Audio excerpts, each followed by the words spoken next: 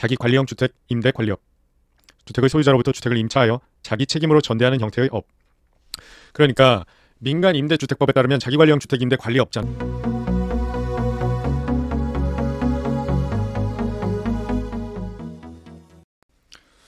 부동산 전문 변호사 권충선 변호사입니다.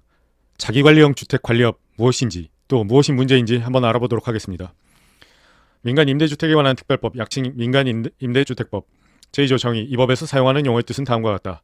제10호 주택 임대 관리업이란 주택의 소유자로부터 임대 관리를 위탁받아 관리하는 업을 말하며 다음 항목으로 구분한다. 가. 자기 관리형 주택 임대 관리업.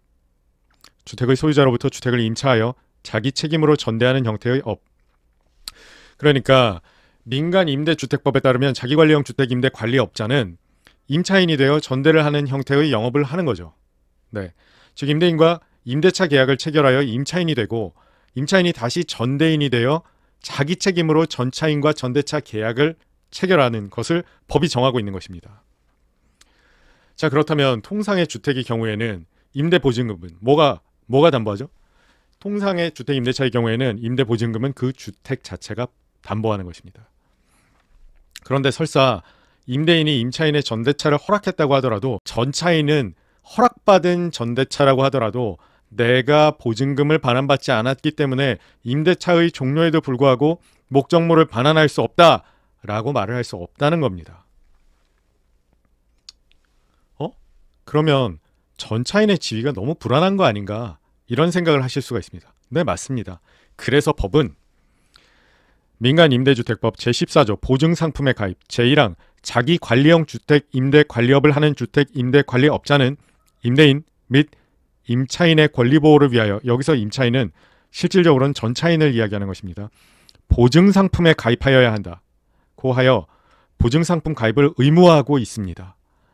그래서 주택도시보증공사 HUG 허그 홈페이지에도 가서 보면 허그 상품, 기업 보증상품, 임대관리 보증으로 들어가서 보면 임대관리, 임대보증금 보증이라고 해서 임대관리업자를 주채무자, 입주자를 보증채권자로 하는 그런 보증상품이 있습니다. 그리고 이런 보증상품에 가입하지 않는 자기관리형 주택 임대관리업자는 벌받아야죠. 민간 임대주택법 제65조 벌칙 제2항 다음 각호의 어느 하나에 해당하는 자는 2년 이하의 징역이나 2천만 원 이하의 벌금에 처한다. 제6호 제14조에 따른 보증상품에 가입하지 아니한 주택 임대 관리업자. 자, 법을 잘 지키고 있는 자기관리형 주택 임대 관리 업체는 어떤 식으로 계약을 체결하냐? 임대인이 있고 임차인인 업체가 있으면 이를테면 임대인과 1000에 60, 보증금 1000에 월세 60만 원을 계약을 했다. 그러면 누구는 전대인은 전차인, 즉 임대 관리 업체는 실제 입주하는 입주자와 1000에 90, 1000에 80 뭐 이런 정도로 계약을 체결해서 20-30만 원 정도의 관리비를 그 사이에서 자기 수익으로 거두게 되는, 그게 정상적인 형태에 말하자면 자기 관리형 주택 임대 관리업의 형태라고 할 것입니다.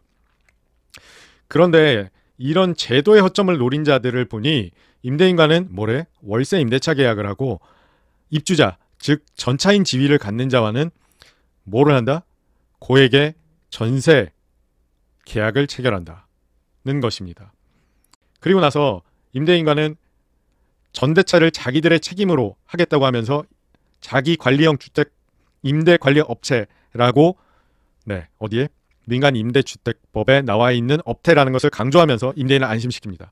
그리고 전대차를 허락했다는 것을 입증하기 위해서 위임장을 써달라고 합니다. 위임장이라는 것은 내가 대리인에게, 수임인에게 어떤 권한을 행사할 수 있도록 권한을 위임했다는 걸 뜻합니다.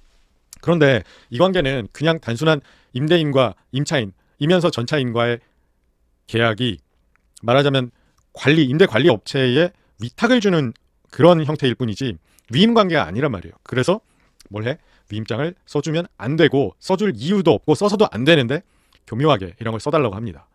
그런데 이 업체는 전대차 권한을 위임장을 통해 표시한다고 하면서 이런 위임장을 써달라고 하고, 정작 입주자와 업체는 대리인으로 쏙 빠지고, 그러니까 입주자, 즉 원래는 전차인 지위를 가져야 될 사람이랑 업체가 계약을 체결할 때는 업체는 대리인으로 쏙 빠진 계약서를 만듭니다. 그럼 그 계약서에는 임대인 그리고 입주자가 임차인이 되고 업체는 대리인으로서 그 계약을 체결을 유도하기만 하는 것처럼 그렇게 하는 거죠.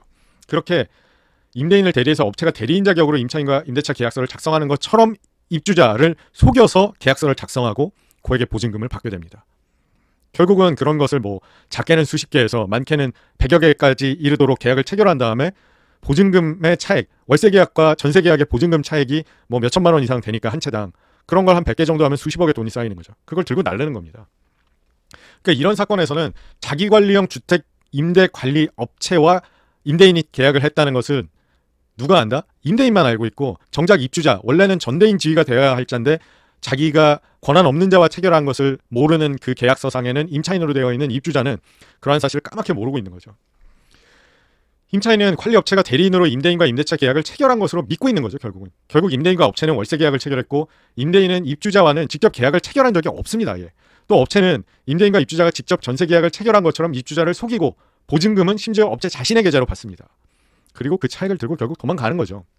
결국 입주자는 자신이 업체에 속아서 체결한 계약은 임대인과의 계약이 아니라는 사실을 모른 채 임대인에게 보증금 반환 청구 소송을 하는 것입니다.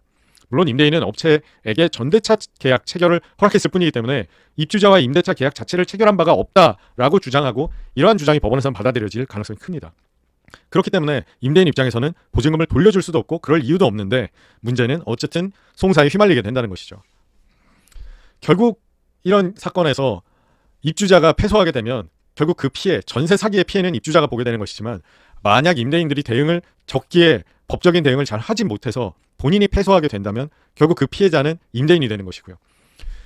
그래서 종국적인 피해자가 임대인이 될지 입주자가 될지는 그 위임장을 얼마나 잘 썼느냐에 따라 달라지는 겁니다. 누구 입장에서? 뭐 임대인 입장에서 잘 쓴 거든 임차인 입장에서 잘 쓴 거든 어쨌든 그 위임장의 내용이 어떠냐에 따라서 임대인이 책임을 져야 되느냐 아니면 입주자가 그 업체에게만 책임을 물을 수 있느냐 하는 것이 달라지게 됩니다.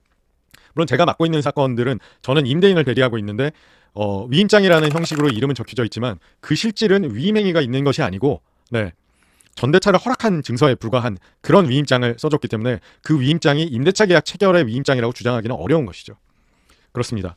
자기관리형 주택 임대 관리업이 잘 되면 좋겠지만 법의 허점을 이용해 사람들을 기망하여 돈을 편취하는 자들에게 악용당하는 것 같아 씁쓸한 마음을 금할 길이 없습니다. 만약 내가 임대인인데 자기관리형 주택 임대 관리업자와 임대차 계약을 체결하였다면 내 자산은 안전한가 다시 한번 확인해 보시기 바랍니다. 부동산에 관한 법률 문제가 있으십니까? 지금 바로 02-545-8272로 전화 주십시오. 그럼 제가 네, 권충선 변호사입니다. 무엇을 도와드릴까요? 하고 전화를 받겠습니다. 법률사무소 기준의 권충선 변호사와 함께 부동산에 관한 법률 문제 깨끗하고 확실하게 해결하시기 바랍니다. 오늘도 긴 영상 시청해 주셔서 대단히 감사합니다.